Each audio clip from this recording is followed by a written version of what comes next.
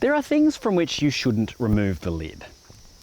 Spoilt milk, nuclear waste, that rotten fish that some Swedish people eat. People who may not know what they're talking about will also tell you that you can't remove the lid or the roof from a supercar. This is the Ferrari 488 Spider. I'm wondering if it isn't like a fine wine. Not only should the lid come off, but it must. The 488 does amazing things. A good car gets under your skin. A great car gets into your bones. The 488 GTB does that. This is the Ferrari 488 Spider. Is the 488 a fine wine, meaning taking off the lid is a good thing? Or does it make you look like you yearn for the days of Miami Vice? The 458 was one of the first cars to have a steering wheel and no stalks for the lights or wipers, and the 488 sticks with the formula. Also on the wheel is the Manettino control. On the California it has 3 settings, but the 488 has 5. And then there's the really important button, the big red starter button. Internet engineering wisdom is a funny thing. They're the sort of people who tell you that a Lamborghini Huracan is a dreadful understeerer. Anyway, those people tell you that when you knock the roof out of a car, it goes all floppy. And while that was probably true about 20 years ago, it's not anymore. Partly because this car is built from the ground up to be a Spider. Now, why is it stiff? Well, it's all in the chassis. It's all down low and it's all aluminium space frame with lots of advanced tech in it to make sure that when the roof comes off, it doesn't suddenly turn into a sponge. This is all terribly boring, so we're going to move on very quickly.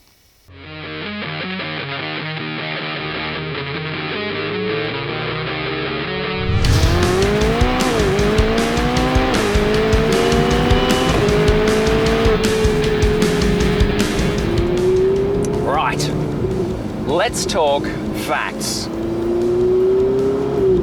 The 488 Spider has the exact same 3.9 litre twin turbo flat plane crank V8 as the GTB. Now that's a good thing, because sometimes in these rarefied supercar worlds, you don't always get all of the engine for your extra money, but Ferrari have said, nah, we'll just give you the same engine either way, and that is a good thing. It produces an astonishing 492 kilowatts. It's actually a tiny bit over, but Ferrari, being the restrained people they are, rounded it down. That's 670 metric horsepower. That is a lot of power. That's what V12s used to produce.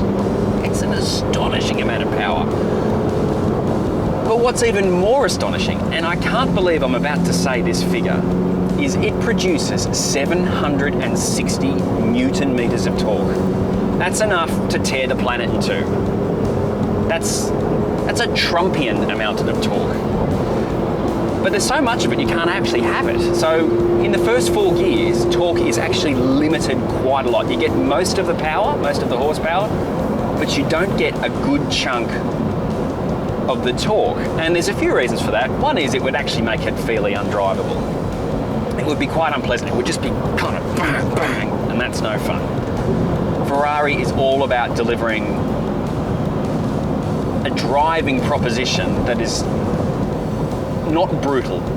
This is not a brutal car, not one little bit. I mean, the acceleration is brutal, but the overall feel isn't. And so all that torque, you get 760 Newton meters at the upper reaches of 7th gear. And if you're in the upper reaches of 7th gear, you are really moving.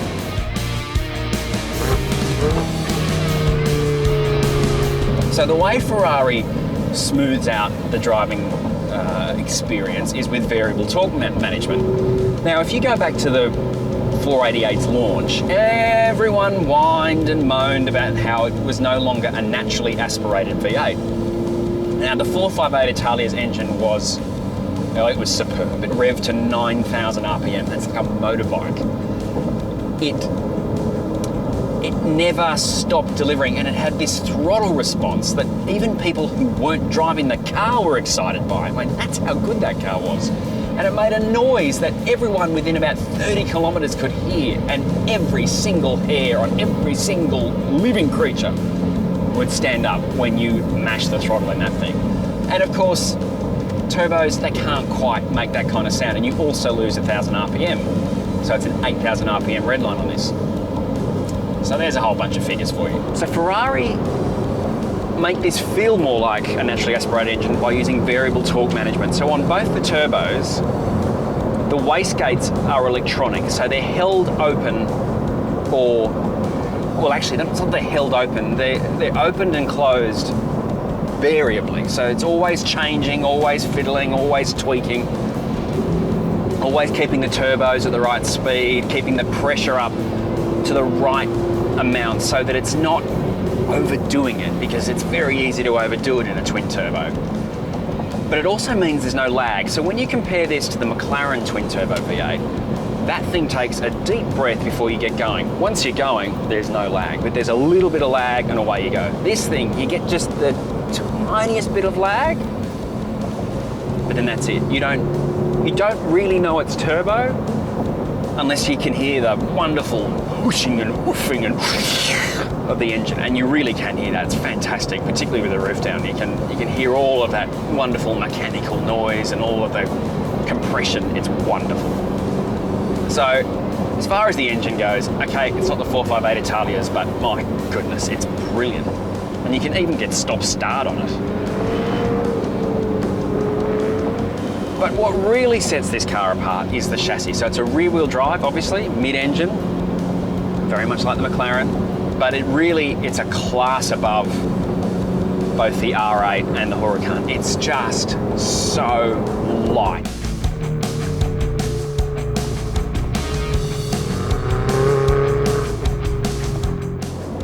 So this is the 4th generation aluminium space frame mid-engine supercar from Ferrari, when it goes all the way back to the Ferrari 360, so it's been slowly evolving, and you see the evolution even inside a model cycle. So with the 458 you had the Speciale, which was something else, and a lot of the Speciale is in this car. It's got the Magna Ride suspension, so it's always thinking what's going on underneath the tyres, what's happening, what's the ride like, are the passengers okay?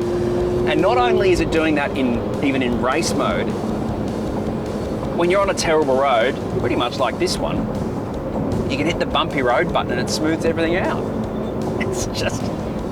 It's amazing, this sorcery. Again, you drive the McLaren, you'll find that thing rides even better. But we're talking not huge differences, but you'd notice if you drove them back to back. The McLaren's ride is, I don't know, they must drug you when you get in. That thing's amazing.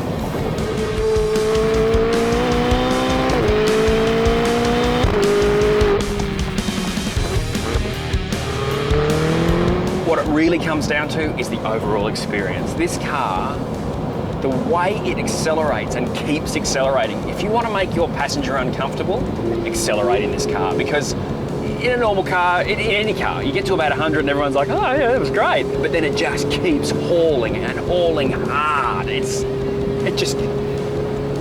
your passenger will start to shift and squirm, and sometimes they'll scream, which is actually quite funny.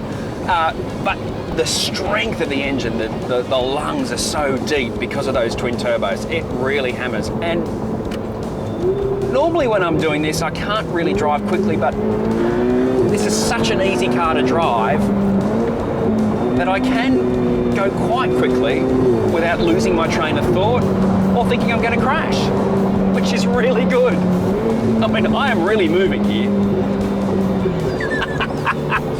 So the brakes, when you're moving like this, are really important. Carbon ceramics, like the throttle, you just have to wave your foot at them and you get some pretty serious stopping power. But when you stamp on them, you think it's raining because all your tears have come off your eyeballs and onto the inside of the windscreen. I mean, no, I'm not out on a track, so I'm not really working them that hard, but boy, oh boy, are they good. The 488 Spider is terrific fun. The performance is always there from that brilliant V8 twin turbo. It rides pretty well and it looks fantastic. Roof down on a beautiful day like this one, you can enjoy the scream of the engine and your passenger as you fire down a fantastic stretch of road. Should the roof come off? Yes. Is this the 488 I would get? No. It's not as composed with the roof down, but the trade-off is you hear and feel more. It's still a great car, just not as great as the Cooper. Although how you could not like a 488 is completely beyond me.